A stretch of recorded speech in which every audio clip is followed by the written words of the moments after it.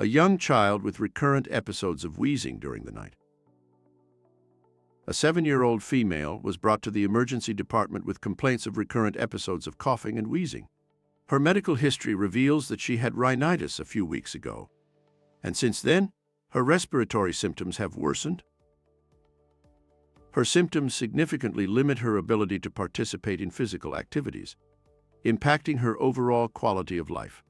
The parents also mentioned that her symptoms exacerbate with exposure to certain environment and also occur at night, disrupting her sleep. On physical examination, the patient appeared pale, and audible wheezing was noted during episodes of respiratory distress, indicating potential airway obstruction. A chest X-ray was advised to rule out other potential diagnoses. What is the primary cause of this patient's presentation?